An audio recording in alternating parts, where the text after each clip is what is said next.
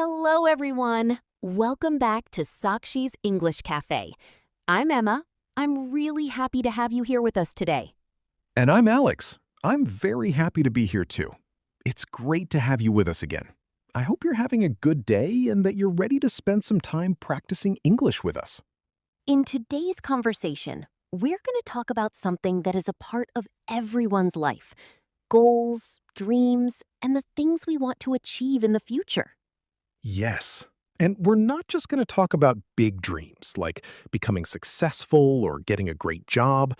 We're also going to talk about small personal goals, daily habits, motivation, fear of failure, and what we can do when we feel like giving up.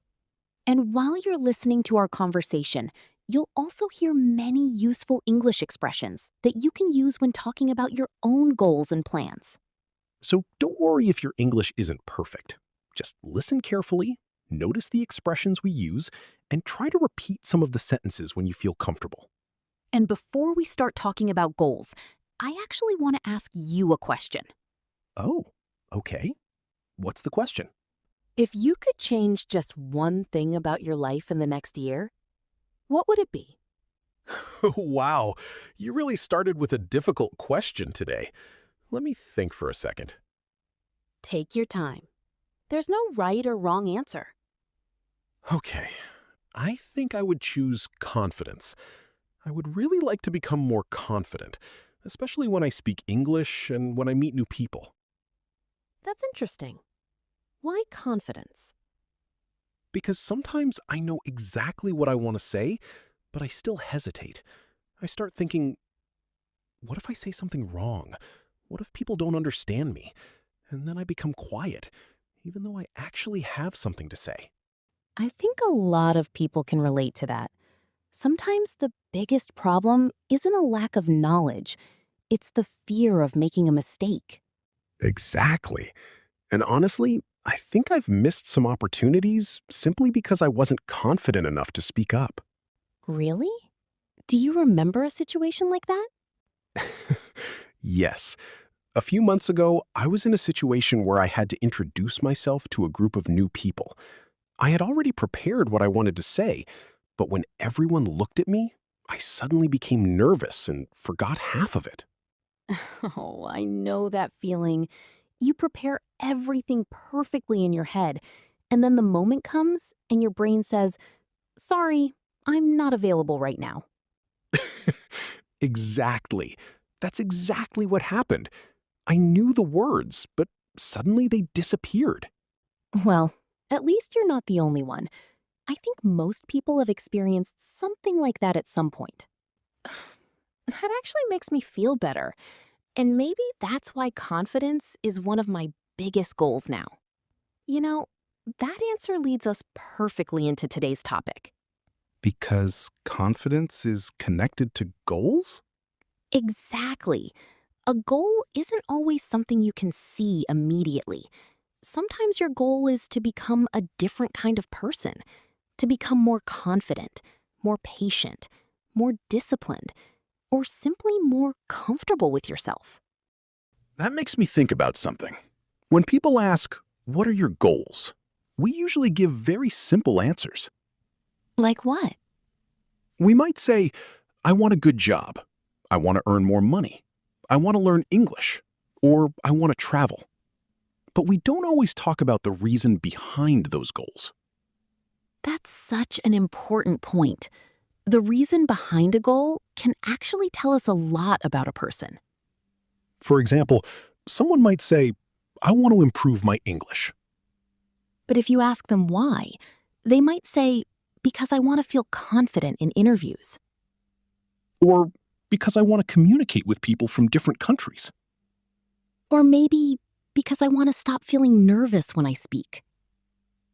So the goal is improving English, but the deeper reason is confidence, communication, or career growth.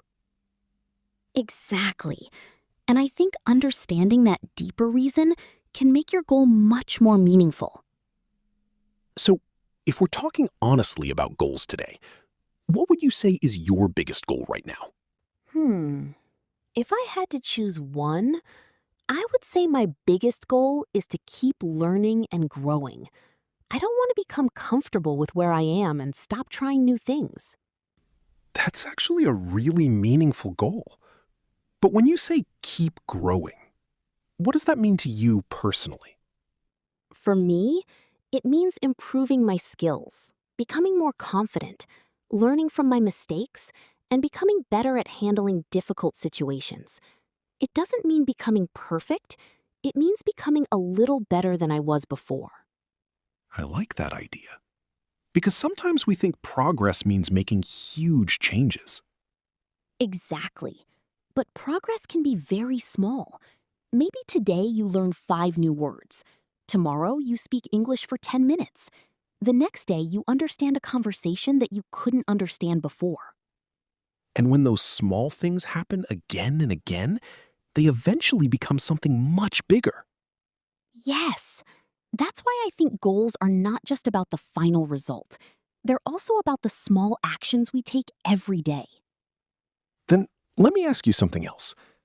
Do you think having a big goal is enough? Honestly, no. A big goal without a plan is just a wish. That's a good one. So if I say, I want to become fluent in English, that's my goal. But I still need to decide how I'm going to get there. Exactly. And that's where short-term goals come in. Okay, now I'm curious. What's the difference between a short-term goal and a long-term goal?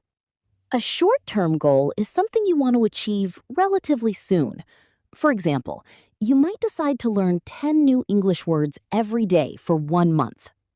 And a long-term goal would be something like becoming fluent and confident in English? Exactly. Your long-term goal gives you the direction, while your short-term goals give you the steps. That actually makes a lot of sense.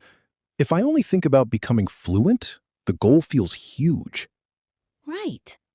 But if I say, today I'll practice speaking for 15 minutes, suddenly it feels possible. Exactly. You don't have to climb the entire mountain today. You just need to take the next step. I think that's where I usually struggle. I make a big plan when I'm motivated, but after a few days, I sometimes lose that motivation. Why do you think you lose motivation? I think I expect too much from myself. I want to see results quickly, and when I don't, I start feeling disappointed. That's very common. We often forget that real progress takes time.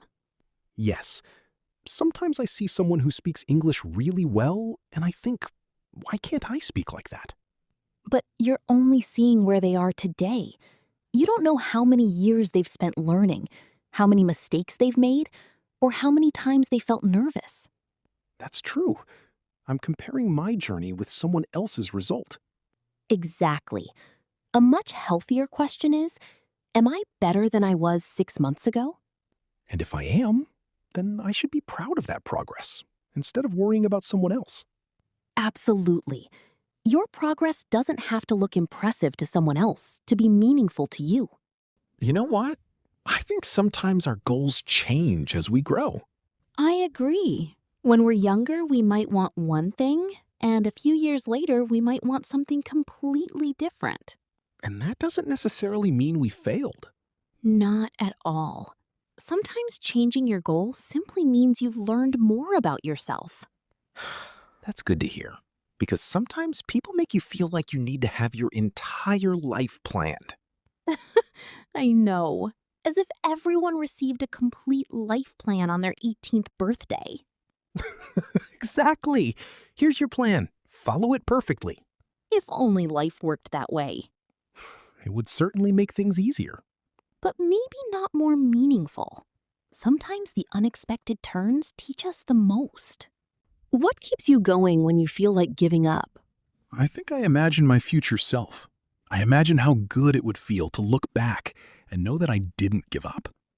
That's powerful. I also remind myself that I don't need to be perfect. I just need to keep moving. Exactly. Consistency is often more important than perfection.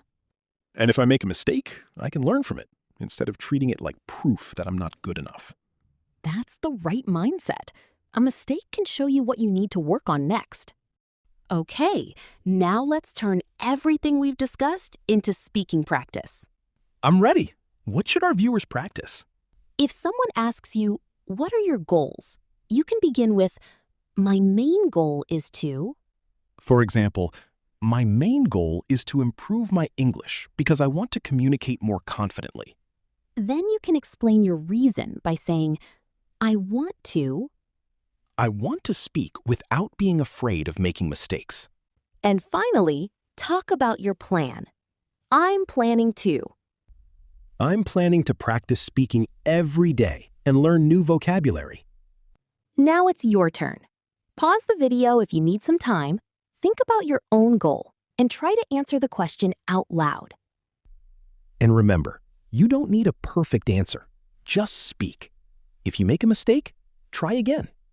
Before we finish, what is one thing you want our viewers to remember from today's conversation? I would say, don't be afraid of starting small. You don't have to know exactly where you'll be 5 years from now. Just decide what small step you can take today. I love that. And I would add one more thing. Don't compare your journey with someone else's. Because everyone has a different starting point, a different pace, and a different story. Exactly. Your goal is yours. Your journey is yours. And every small step you take matters. So, what's your goal?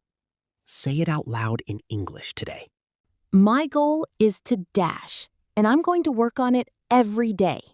Keep learning, keep practicing, and most importantly, keep moving forward. Thank you so much for spending these few minutes with us at Sakshi's English Cafe. We hope this conversation helped you practice English and also made you think about your own goals. If you enjoyed this conversation, don't forget to subscribe and come back for more simple, natural English conversations. And if you found this video helpful, please support our channel by subscribing to Sakshi's English Cafe. Your support motivates us to create more useful and engaging English learning conversations for you. And if you know someone who is learning English and would find this conversation helpful, feel free to share this video with them. Thank you so much for watching. Keep learning, keep practicing, and keep believing in yourself. See you in the next conversation. Bye, everyone. Take care and keep practicing.